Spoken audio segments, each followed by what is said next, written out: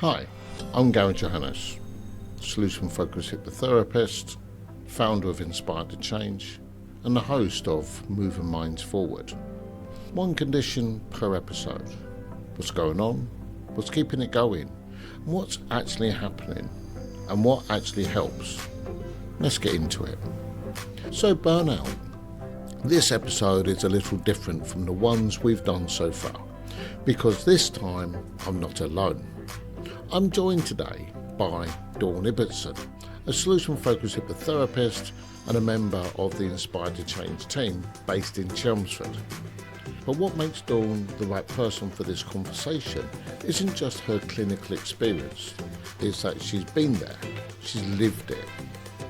A high-pressured corporate career, years of running on empty, and eventually burnout. The real thing, not tiredness, not stress, burnout. And then she came out the other side, retrained, built a practice, and now sits with people going through exactly what she went through. So this isn't me explaining burnout to you.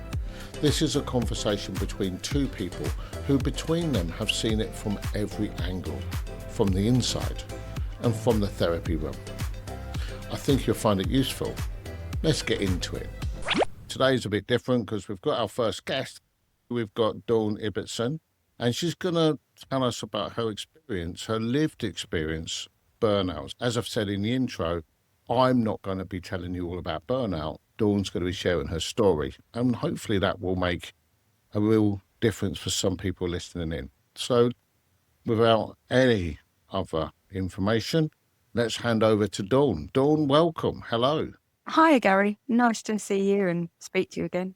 So, Dawn, in the intro, I've introduced you as Dawn Ibbetson, who's currently working out of Chelmsford and is part of the Inspired to Change hypnotherapy team. But before that, before you trained as a hypnotherapist or retrained as a hypnotherapist, what was your role and what did you have to do? What have you been doing for the last 30 years? So I've had a really long career. It actually sort of shows my age. I've been a career sort of over 20 years working in the IT industry. And I started kind of at the bottom, like a lot of people did, telling people to switch it off and switch it on again. And 9 times out of 10, that probably works. But then I worked my way up and then I was global head of IT for some really big kind of finance companies, investment companies, insurance, banks, that type of thing. Kind of mainly in London, but I was global, so teams all over the globe. Wow. Yeah. That's really interesting. So you were sort of head honcho of quite a huge team globally. So there's a lot of pressure there to make sure everything's done right. And I guess some of those organizations rely now heavily on their IT. Absolutely. It's the one thing that we always take for granted, don't we? When it's working well, but when it doesn't work, that's when, you notice. And it's crisis, instant crisis.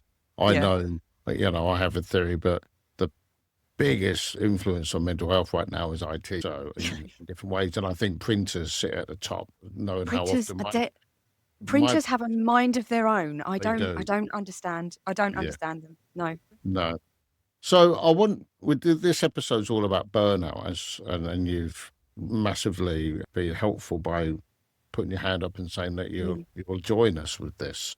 So, Dawn, I want you to cast your mind back and sort of like look at that career, and when you first noticed that things were going wrong for you in that burnout way, can you think about that? Yeah, so I can see it more now with hindsight, the earlier stages. In that time when it was happening, I didn't really notice it until sort of the later stages, until sort of more serious things were starting to happen. But using that hindsight, I was starting to notice that I was starting to drop friendship circles, like just kind of prioritizing only being at work, and work was kind of the only thing that was then going on for me that was the most important thing. Putting in extra hours just to try and cover the work that I thought I needed to do. And that was definitely a perception. And kind of feeling like I was on edge and switched on literally all of the time, sort of like even at weekends, it just didn't switch off. I was permanently kind of, feeling I guess a little bit wired is the only way to sort of describe it, really. So you say even at weekends were Mm. impacted in your personal life as well. Yeah, absolutely. Yeah. So I was listening to someone else talking on a podcast quite a long time ago, actually, and they was talking about they was always there with their family and whatever, but they was never really there, and they were quite often accused of by their partner of you're here but you're not here. Oh, being present, it's a clear indicator. It's one of the very clear things to look out for if you're starting to face or starting to look into burnout. And yeah, you're there, but you're not present. So you're turning up because you know you have to, but in the back of your mind, when I know when I was in that situation, I might be at family events, family barbecues. In my head, I was at work, I was doing other stuff, or I was worrying about all the other things and, Yeah. forecasting the future that hadn't even happened yet, but I was trying to come up with Mm. the answers before they'd even got So there. your brain was whirring away Oh, in the absolutely. background, Yeah, all the and time. but you was Mm. always showing up, but you was never there. Mm. Yeah, Wow, it's amazing yeah. that we often I've been accused of in the past, but I've never been completely missing. Mm. But I Yeah. guess it's what you're talking about. Yeah, I definitely feel, I think there were some events even now, and again, that hindsight is a wonderful thing, isn't it? Looking back, that I don't actually remember some events or some things that events with family Wow, or friends that I actually went to. I knew I was there, but I don't remember anything about it because that's I just huge. it is, and it is huge now. Yeah. Yeah. Looking back again, Mm. were you when you were getting understanding of it and you were, I guess, showing up, working extended hours and longer hours to get jobs done, things were slowing down cognitively, but you were still staying there, so Mm. you had to be there longer. Yeah. Were you protecting you or your team or both? It started off as both. And then being completely honest, sort of towards the later stages, it was just I was surviving. It was just saving me. What did you Yeah. have to do to make sure that on the outside you were surviving, for a better word? That's a really good question. I think it was just literally trying to keep the wheels on. So, trying to get some sleep. And I say that because my sleep had degraded. I was hardly getting any sleep at all. So it was trying to get some sleep, trying to actually do things that I enjoyed, but I didn't actually enjoy them anymore, and that was actually a really frustrating thing, because some of the things that I've loved, different hobbies, different things, even I as you know, Gary, I love being outside. I love being in my garden. I love, all those little things there. Yeah. I wasn't even enjoying that, but I was still trying to do those things. They just weren't working at the time. Yeah. So I hear a lot of stories about people and quite often being advised by these business gurus or coaches where you should start 2 hours before everybody else and finish 2 hours after everybody else. Was you caught in that trap of always trying to get everything done so you look Yep. better? Yeah, absolutely. I would be, yeah. And I was in the office super early because again, some of my teams, if I was working, if someone in Singapore, for example, had a problem, or Australia, then I would have to be up early anyway. So I was always kind of up and ready, even if I wasn't actually physically in the office, I would still then be working from home. So I was always switched on. And I had that philosophy that I needed to be there before anyone else. Almost there was almost like an element of, and this is what kind of where it leads into a little bit of that imposter syndrome as well, in that I needed to be there and show up more than anyone else because I needed to prove myself and also then not get caught out, I guess. So I was the first one there, and I was one of the last to leave as well. But there was a little bit of not even validation. There was just trying to get things done because Yeah. things definitely took me longer to do, but it was also then just trying to make sure that I was then safe. Why do you think successful people suffer in silence for so long? I think there's a tendency for perfectionism as well. You want to be the best, and I think if you're really driven, not always the case, but if you're driven, you're always looking to be better, to do more, and carry on. And that was definitely the case for me. In the better, there wasn't. even though I always told myself, I've just got to get to the next stage. And this is what I see in other people, you just get to the next stage. You just feel that a little bit better. But you get to that next stage and then you think, yeah, but then I can go a little bit further. And then I can go a little bit further. And you just keep going, you keep going. It never ends. I was listening to somebody the other day that very successful, and then they felt a level of shame or judgment on them if they were to turn up and go, oh, but I'm struggling now. Mm, Do you think there yeah, is some of that? absolutely. There is. Yeah. That can't And show weakness. no, you can't. And there are record low numbers of executives in corporate positions or just in working conditions that do not report mental issues, mental health issues, whether that's through burnout, whether that's saying that you need some Mm. extra help, whether you need some time off, whether you're feeling stressed, anxious. Yeah, the record numbers, because it's almost kind of like you're seen as the boss. Everyone looks up to you. You're the one who's going to fix everything. Like you looking back, it's like actually we all wanted somebody above us to talk about their Yeah, mental health to make it okay. yeah, yes. Because actually, it's not a weakness. Nobody No, gets judged.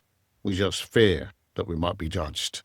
it's that And it's most perception again, truth. isn't it? Yeah, absolutely. And it is that, I think, having those conversations at a higher level and being visible that, you're open to having those conversations and acknowledging that you might need some help or time out, obviously if it's warranted, then I think is really empowering. It's empowering for you yourself, and it's also empowering for anyone that might be underneath you or in different teams. It shows that we're all human as well. We all need help sometimes. Well, absolutely, we all need help, and that's a nice space to bring this in. We've spoken at length before many times. Mm. And you talk about burnout, Mm. but what effect have on your life, your well-being, your everyday existence of you? Well, the burnout for me was so extreme that, I now have it did affect my immune system. Mm. So that I've now got 4 autoimmune diseases Wow. that I manage incredibly well, but I do think they are as a result of, that continued and continuous high level of stress and that burnout. So you're They managing them really well now. Yeah. But Mm. in the middle of that burnout or towards the end of it, how did it affect your mental health, your well-being? Your Oh, it was shocking. I was at the lowest that I've ever been. I attempted to take my own life. wow. I couldn't cope. That was the only way out for me. And Thank you for sharing that. Do you mind going into a tiny, not a lot of detail, but Mm, tiny bit of mm, detail of how come you've gone from this global IT director with teams all mm, over the world mm. to attempting your own life? How did that come about? And the very short story, obviously, it took quite a long period of time and continued at that high levels of stress. It just didn't end, but it felt like, and the only way I can describe it is it felt like the right answer, because I had guilt, because I knew that other people were worried about me. They could see the stress in me. They could see that happening and they didn't know how to help me potentially. I knew that I wasn't delivering myself and being the best version of myself. So, and it honestly felt like a bit of a relief. And I know that sounds really difficult, but it might be difficult for some people to hear. But in that moment of when I made that decision, it it it honestly felt like a relief, because a lot of, and I know, I know we've talked about it before, but it is absolutely true. Some of the pressure went, because I knew after a certain amount of time I wouldn't be feeling that pain anymore. I wouldn't be feeling guilt. I wouldn't be feeling those symptoms anymore, and it would all be gone. And that was all I could see. It's amazing because I mean, this episode isn't Mm, about suicide or mm. suicidal ideation, but how well did you do at masking that? How many people actually saw your in the Desperation. media Mm. process of doing Um, this? n Was you good at Nobody. masking it? No, nobody.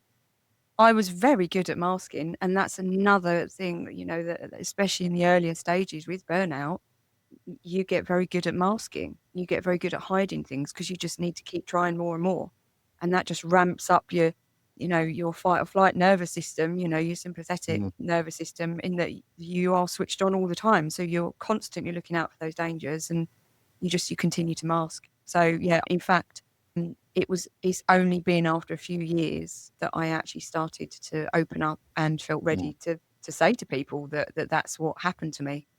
So where are you right now? Wow, I'm in a fantastic place. So now I've completely retrained. I have a successful practice as a clinical hypnotherapist. I lecture in this as well. So I train other people, which I love. And I also deliver training to other companies and help them with their mental health, help them to see, recognize that symptomology of stress and burnout, and then obviously what you can do about it.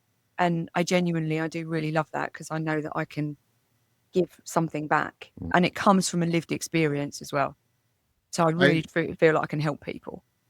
Involved in Inspired to Change, you do annoy me sometimes because you keep traveling all over the world. Yes, I do.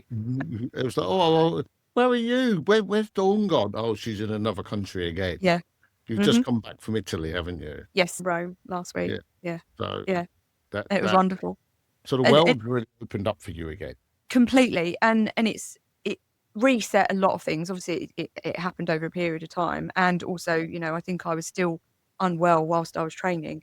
And so it's taken me quite a long time, but putting in some of that structure and those boundaries. So knowing when I need to have a bit of time out. So I know I've gone on a lot of holidays, but having that time out and going on those holidays, it actually it resets the brain, because you're putting yourself into a completely different environment, and it does give you that rest. Do you find that you now set completely different boundaries, and you're very strong with your boundaries now? Yes, I am. I'm very strong with them now, because I know what will happen if I don't keep those in place.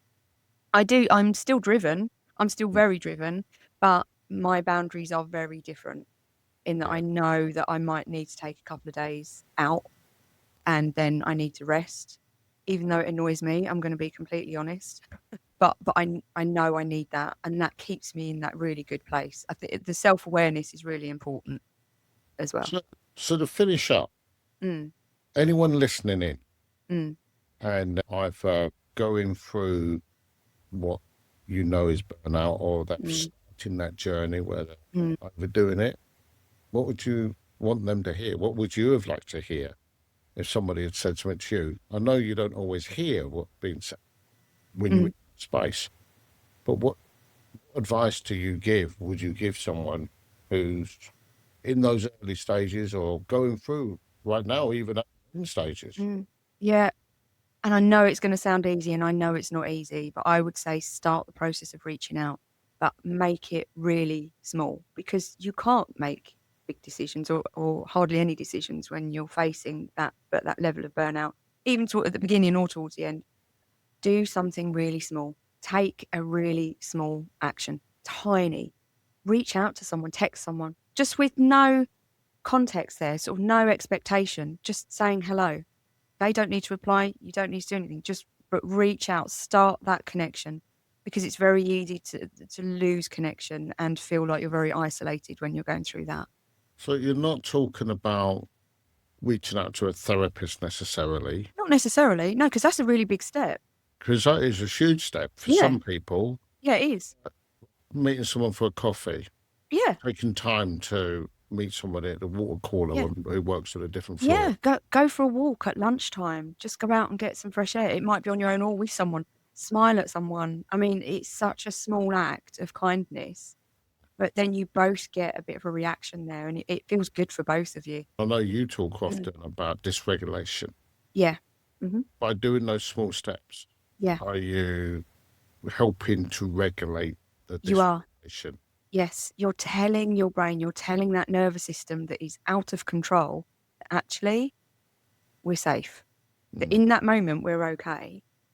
And then when you take that step and it feels okay, you might feel that you can do something else, but there's no expectation. You don't have to do it. It's that start. And sometimes that's the key to this, is starting something. We're all very good at making really big goals, aren't we? That, whatever we want to do, and it's human nature. But if we can make that so small that it feels completely possible, that's the right track. Well, thank you for that. That's all Dawn, right. it's been an absolute pleasure having you on the podcast and this Thank you. lovely chat. And a massive thank you for sharing some potentially really difficult moments in your life. So Yeah, thank that. And I'm so pleased you're now doing so well and I enjoying life am. to the full. I S- love life now. Yeah. Yeah, So thank you for being on the podcast. I hope other people will be inspired by what they've just heard and see yep. there is a way through it and a way past it. So thank Absolutely, there is. Absolutely. And if anyone does want to talk to me, they know they can reach out to me or anyone inspired to change, or you as well, Gary, because, but it has been a genuine joy. I've really enjoyed it. Really enjoyed talking to you. Thank you. See Thanks you a lot. soon. See Bye you bye. soon. Bye. I want to thank Dawn for being so open in that conversation. It takes something to sit and talk honestly about the hardest period of your life. And I think what she shared will land with a lot of people listening.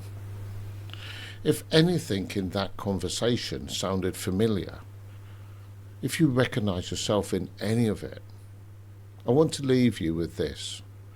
Burnout doesn't happen because you're weak. It happens because you're human. Because you kept going when everything in you was asking you to stop. Because stopping didn't feel like an option. But here's what I've learned in the therapy room and in life. The people who recover from burnout don't just go back to who they were before.